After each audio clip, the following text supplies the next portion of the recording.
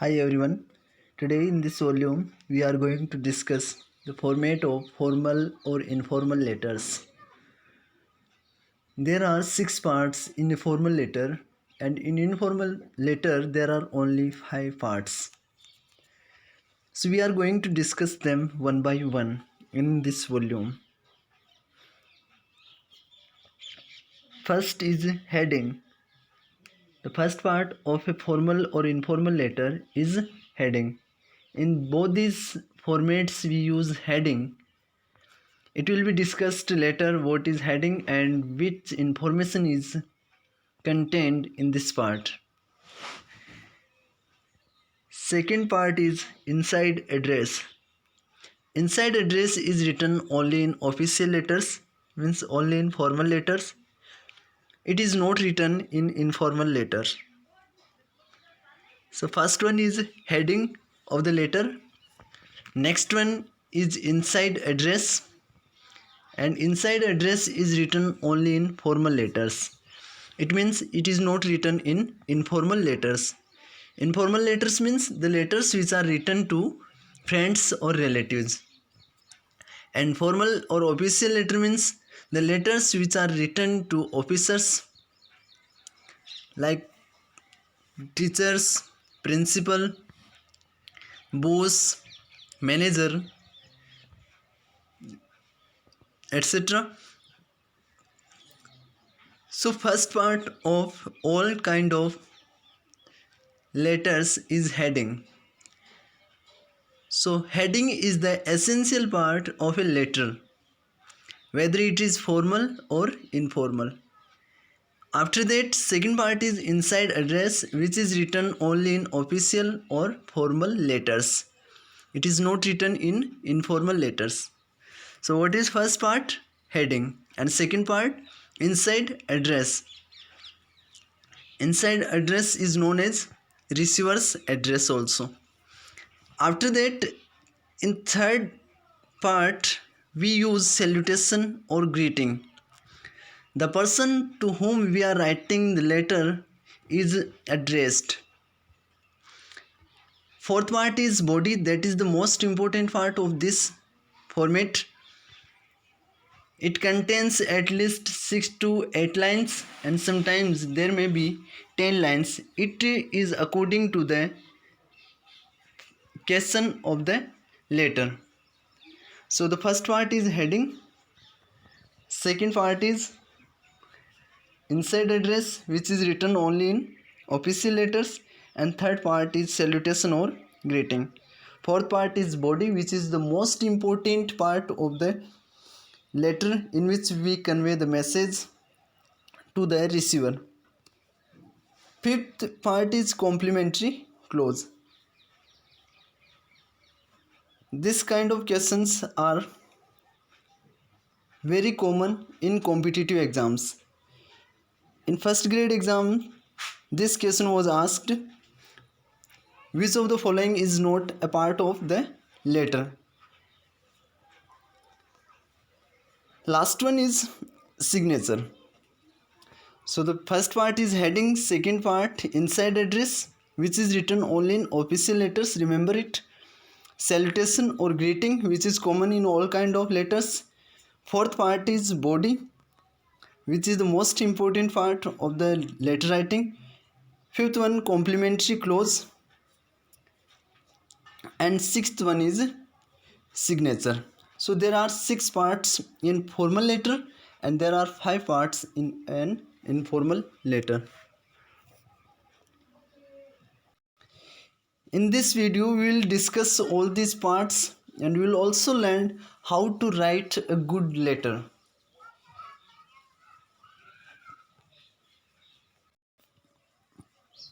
Heading. The first part is heading. What is the meaning of heading? The address along with the date is known as the heading of the letter. The address along with the date is known as the heading of the letter. And which address? Address of the sender. So the sender's address plus date, this is known as heading of the letter. So first of all we write the sender's address. After that, just below the line of sender's address we write date. on which we write the letter. So first thing which is written in a letter is address of the sender, and next one is date on which the letter is written. For example, 15 Road, number 6, Rajendra Nagar, Udaipur, 313001. So this is the address of the sender. In questions we can see it in the starting of the question. In exam a question starts, suppose you are Ram, living at 36 Bajaj Road, Sikar. So living at 36 Bazaar Road, Sikar, this is the address which has been mentioned in the starting of the sentence. And suppose you are Ram, so Ram is the center of this letter, so the address of Ram would be sender's address. So the first address, generally first address is written in the starting of the letter, although it can be written in the last of the question to make a question difficult. But remember, the sender's address is always written in the starting of the letter, and it is written in left side of the page. In 2 or 3 lines we can write the sender's address. After that we write date just below the line of the sender's address. So this is the heading. The heading is written on the top right hand corner of the letter. Right hand corner or left hand corner. We can write in both the sides, but in general trend we write in left side only, although it can be written right or in left side. So the sender's address or heading plus date, sender's address plus date, this is known as heading, and heading is written either in left side or in right side, but generally we write in only left side, although if we are writing it in right side it would be also considered right method. Date can be written like August 15, 2004, or 15 August 2004, or 15th August 2004. There are 3 manners or methods in which we can write the date. But remember, if we are writing 2 numbers altogether like 15 and 2004, if we are writing 2 numbers at one place, in that condition we separate both the numbers with a comma. So there should be a use of comma if we are writing both numbers at one place. Next part of a letter is inside address. Inside address, as we know it, that inside address is only written in formal letters. Means if we are writing a letter to any officer, in that condition we write inside address. This is known as receiver's address also. So first of all we write sender's address, after that date. Sender's address plus date, it is known as heading of the letter. After that we write inside address, and inside address is known as receiver's address. Means the person who is going to receive the letter, we write the address of that person after leaving one line. The inside address contains the name and full address of the person the letter is written to. Inside address contains the name and full address of the person the letter is written to. Generally we do not write name here, we write only address, because this is inside address. If we want to write the name of the addressee, in that condition it can be written, but it is written in the last when we write the signature of the person. The inside address contains the name and full address of the person the letter is written to. जिसको भी letter लिखा जा रहा है उसका address यहाँ पे लिखा जाता है। इसमें हम उसका नाम भी कंटेन कर सकते हैं। जनरली यहाँ पे केवल और केवल एड्रेस लिखा जाता है।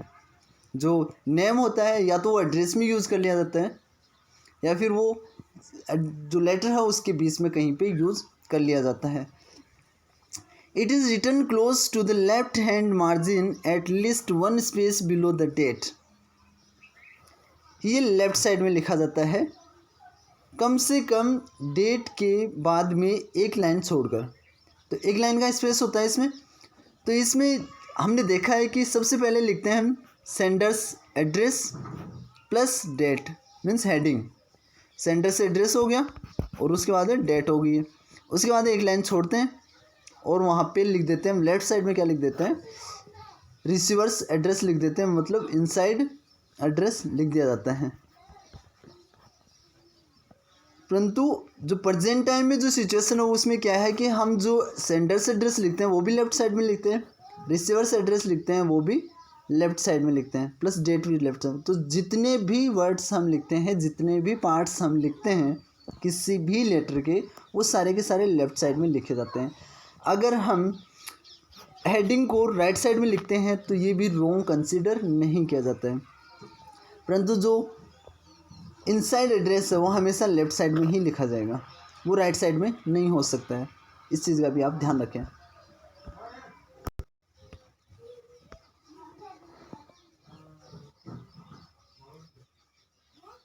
तो डेट के बाद में कम से कम एक स्पेस की जगह छोड़नी है, एक लाइन का स्पेस छोड़ना है और उसके बाद में हमें इनसाइड एड्रेस राइट करना होता है।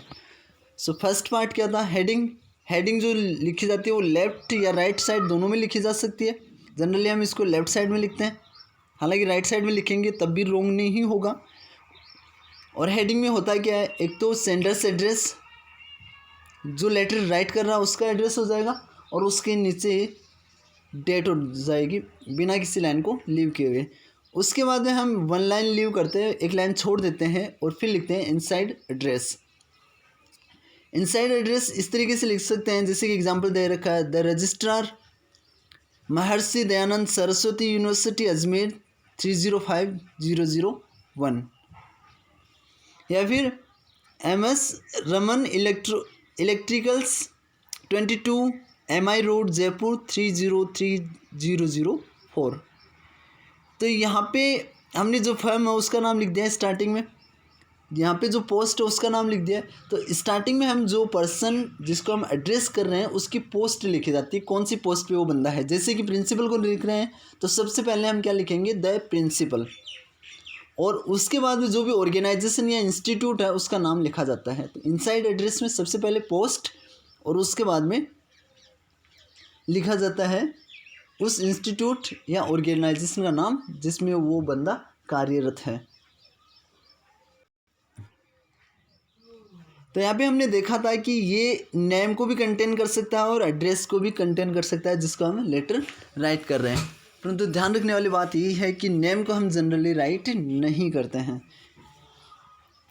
क्योंकि जिस भी पर्सन के पास में जाना है वो अंडरस्टूड है।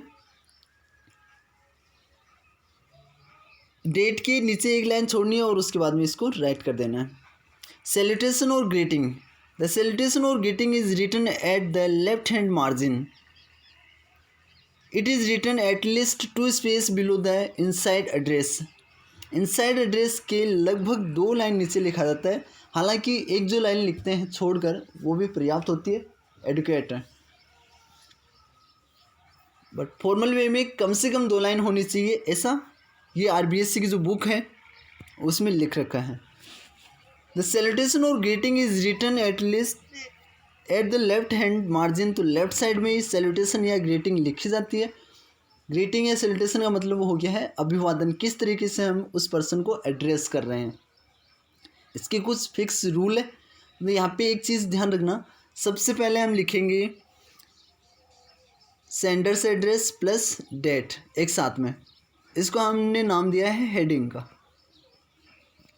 हेडिंग के बाद में हम राइट करेंगे एक लाइन छोड़कर इनसाइड एड्रेस, इनसाइड एड्रेस, उसमें भी कम से कम एक लाइन का गैप होना चाहिए। उसके बाद में हम एक लाइन छोड़ेंगे या 2 लाइन छोड़कर लिखेंगे सैल्यूटेशन। सैल्यूटेशन और सैल्यूटेशन लिखने के बाद हम कोमा का यूज़ करते हैं। तो heading of the letter, leave 1 line, inside address, leave 1 और 2 लाइन्स, राइट सैल्यूटेशन। तो अभी तक जो 3 पोर्शन हमने मेंशन किए हैं, स्टडी किए, उनमें से क्या है, सबसे पहले हमने देखा है यहाँ पे Sanders address plus that means heading. Starting में हो गया है हेडिंग। हेडिंग लिखिए। हेडिंग के नीचे की तरफ लेफ्ट साइड में हमने लिख दिया है इनसाइड एड्रेस। इनसाइड एड्रेस और इनसाइड एड्रेस लिखने के बाद हमने लिखा है यहाँ पे सैल्यूटेशन। तो ये 3 चीज़ें कॉमनली फॉर्मल लेटर में लिखी जाती है, बट ये जो इनसाइड एड्रेस होता है वो इनफॉर्मल लेटर्स में नहीं लिखा जाता है। Means if we are writing a letter to our friends और relatives, in that condition inside address is never written. Remember this, inside address is only written in formal और official letters. In informal letter, first of all we write heading, after that directly we write salutation. So first thing which is written in a formal letter or informal letter is heading. After that in formal letters we write inside address after leaving 1 line. After that we write inside address in formal letter, and after informal letter salutation is written, but in informal letters we write heading plus salutation after leaving 1 or 2 lines. This part is going to be very important for us to know. According to the degree of formality, the following forms of salutation are used. The first word and all nouns are capitalized. ये चीज़ भी ध्यान देने वाली है। जो formality की जो degree होती है, जिस तरीके से संबोधन करना है हमें, वो डिपेंड करता है कि सामने वाला बंदा जिसको हम एड्रेस कर रहे हैं उसकी पोस्ट क्या है और उसका हमारे साथ में रिलेशन क्या है। तो उसी के आधार पे हम सैल्यूटेशन का यूज़ करते हैं। फिर दूसरी इम्पोर्टेंट चीज़ ये है कि जो फर्स्ट वर्ड होता है और जो सारी नाउन्स होती है उनका फर्स्ट लेटर हमेशा कैपिटलाइज होता है। First most formal way, in most formal way we write sir और मैडम ओनली।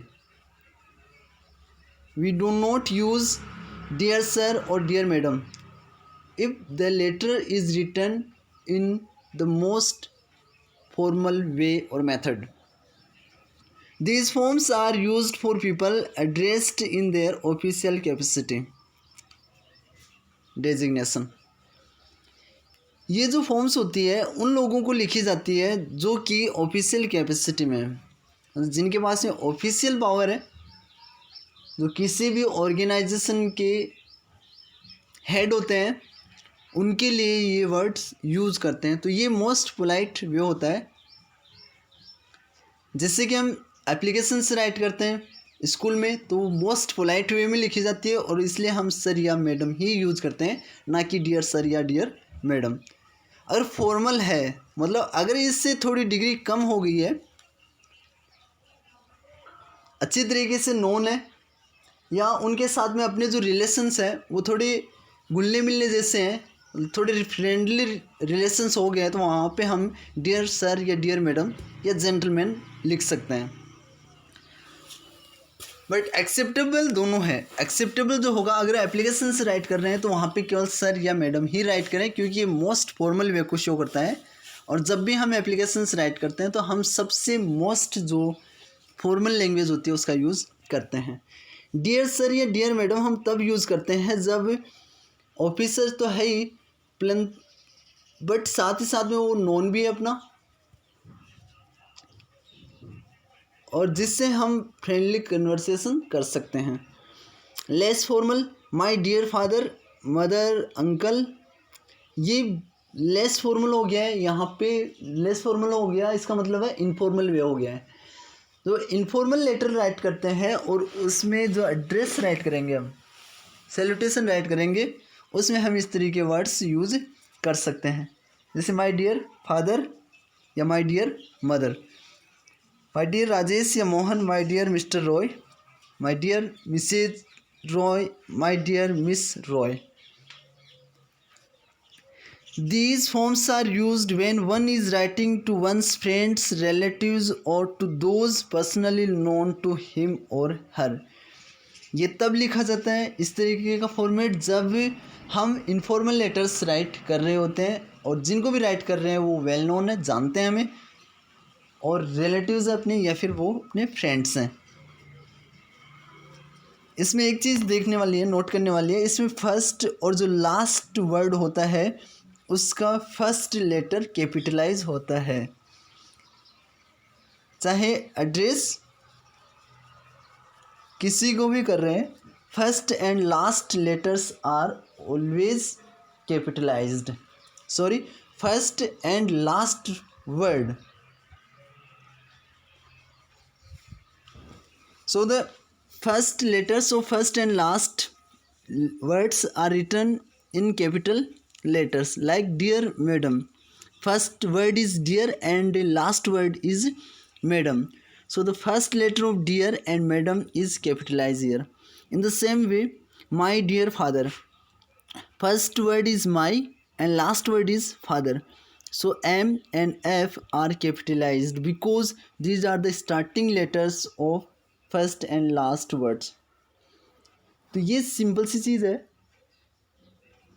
अगर किसी भी लेटर में फर्स्ट और लास्ट वर्ड्स यूज़ कर रखे हैं तो उनका फर्स्ट लेटर कैपिटलाइज होगा। ऐसे ही अगर एक ही वर्ड है तो उसका फर्स्ट लेटर भी कैपिटल लेटर में लिखा जाएगा, जैसे सर में एस कैपिटलाइज है और मैडम में एम कैपिटलाइज है। अगर साथ में कहीं पर भी कोई प्रॉपर नाउन आ रहा है तो वो हमेशा कैपिटल लेटर में लिखा ही जाता है, जैसे कि मोहन में और राजेश में लिखा हुआ है। तो ये था salutation. The body of the letter, this is the fourth part of a formal letter and third part of an informal letter. The body of a letter begins below the salutation. तो salutation के just नीचे की तरफ body start हो जाती है। The body में have several paragraphs and each paragraph should contain only one main idea. It is good to divide a letter into 3 parts. इस पैराग्राफ का काफ़ी सिग्निफिकेंस है, इस पार्ट का, जो कि फॉर्मल और इनफॉर्मल दोनों लेटर्स का एक पार्ट है। जैसे ही सैल्यूटेशन होता है, कोमा यूज़ करते हैं, उसके जस्ट नीचे वाली लाइन से, जस्ट नीचे वाली लाइन से क्या करेंगे, हम इसकी बॉडी लिखना शुरू कर देंगे। मैं एक चीज़ को मिस कर गया है यहाँ पे, जब हम सैल्यूटेशन राइट करते हैं उसके बाद में हम कोमा यूज़ करते हैं। हालांकि जो रेफरेंस बुक्स होती हैं उनमें ये कोमा यूज़ नहीं की जाती है, तो इससे कन्फ्यूज़न में नहीं आना है, ये ऑथेंटिक वे है। क्योंकि आरबीएससी या सीबीएसई की जो बुक्स है उसमें कोमा का यूज़ किया जाता है, तो हाँ, वहाँ से आप रेफरेंस भी देख सकते हैं इसका। After salutation we write the body of the letter. जो बॉडी होती है सैल्यूटेशन के जस्ट नीचे वाली लाइन से शुरू हो जाती है, एक लाइन में, सीधे लाइन में लिखते हैं हम सब चीज़ों को। तो सबसे पहले फर्स्ट वाला पार्ट क्या था, heading of the letter, in which we include sender's address plus date. After living one line we write inside address in formal letters. After that we leave 1 or 2 lines and write salutation, and after salutation fourth part is the body of the letter. जो body होती है letter की उसमें बहुत सारे paragraph हो सकते हैं और हर एक पैराग्राफ में केवल एक ही मेन आइडिया कन्वे होना चाहिए। It is good to divide letter into 3 parts. अच्छा होता है अगर हम किसी भी लेटर को 3 पार्ट्स में डिवाइड कर लेते हैं। कौन कौन से पार्ट्स हो गए, रीज़न फॉर राइटिंग, रीज़न क्या है, कारण क्या है लिखने का, फिर डिटेल्स, उस रीज़न की डिटेल्स राइट कर देते हैं हम। फिर एनी एक्शन रिक्वायर्ड, और अगर उसमें कोई एक्शन रिक्वायर्ड है, जनरली ये कंप्लेंट लेटर्स जो होते हैं उनमें लिखा जाता है।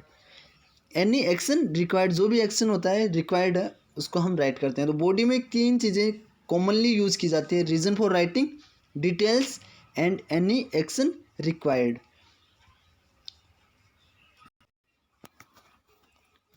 Fifth part is complementary clause. The complementary clause begins below the body of the letter. The first word of the clause is capitalized and the last word of the closer is following by a comma. तो complimentary close जो होता है वो letter की जो body होती है उसके नीचे से शुरू होता है।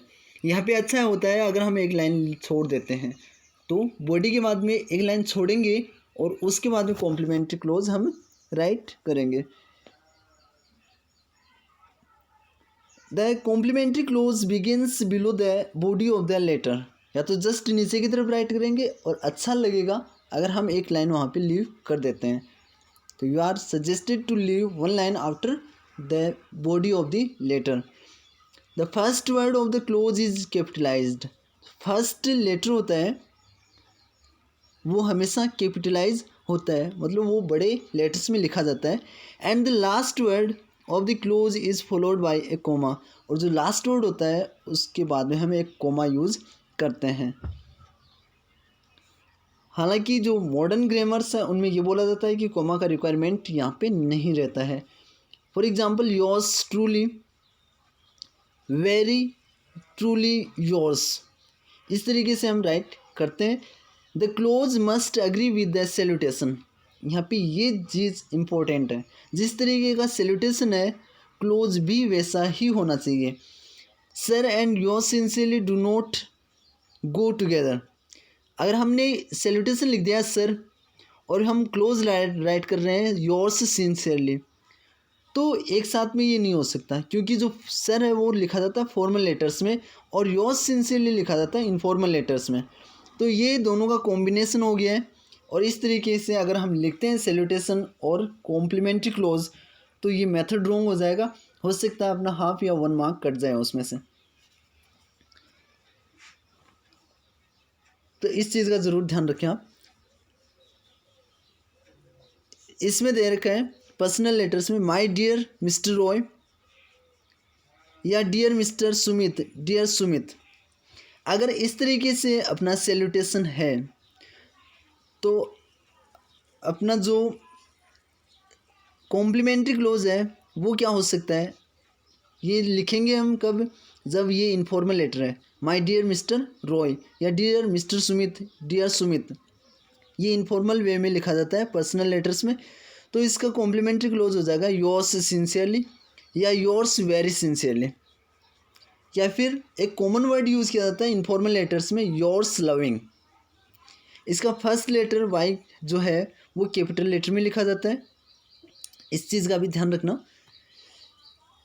सर और madam, these words are written in formal letters. In these words we can write yours faithfully, yours truly, yours respectfully. If you are writing sir, madam, dear sir, dear madam, in that condition we can write yours faithfully, yours truly or yours respectfully. But remember students, if we are writing to our teachers, in that condition we write only yours obediently. We do not use here yours faithfully or yours truly.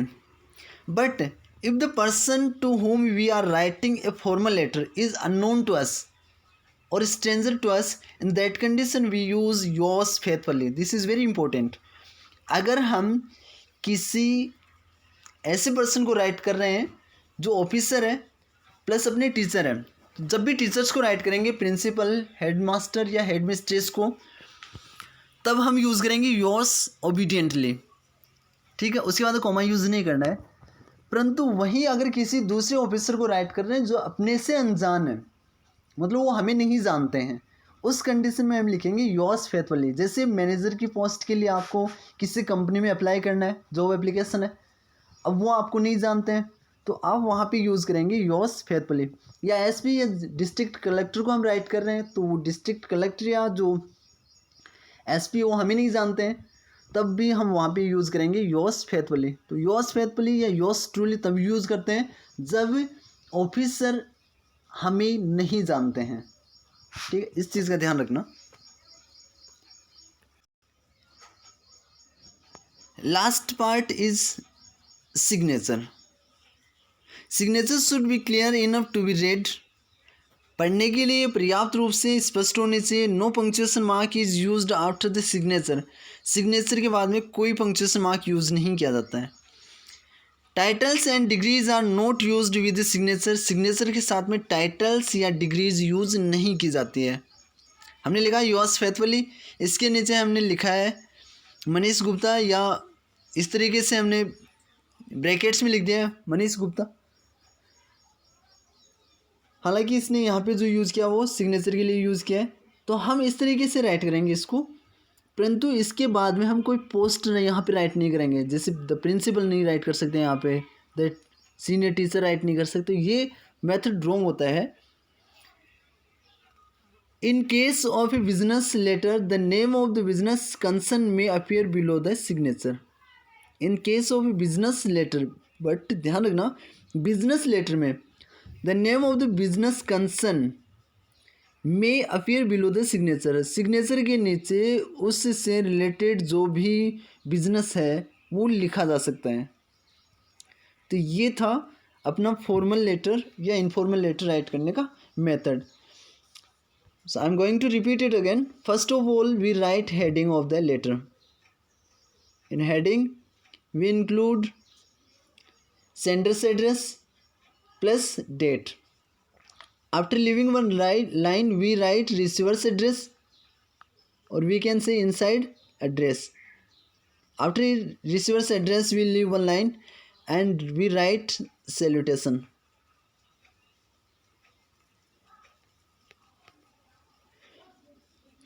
Okay, after salutation we write body of the letter, then complimentary clause, and in last one signature. One important thing which I have forgotten is subject. Subject is written after receiver's address, although it has not been mentioned in this book also. But remember, first of all we write heading, after that receiver's address, then subject. After subject we write salutation. Salutation is always written after subject. After that we write body of the letter, complimentary clause and signature. Remember students, receiver's address and subject is always written in formal letters. It is not written in informal letter. We cannot write receiver's address means inside address in informal letters, and we also cannot write subject in informal letters. In next volume we will discuss some examples of letters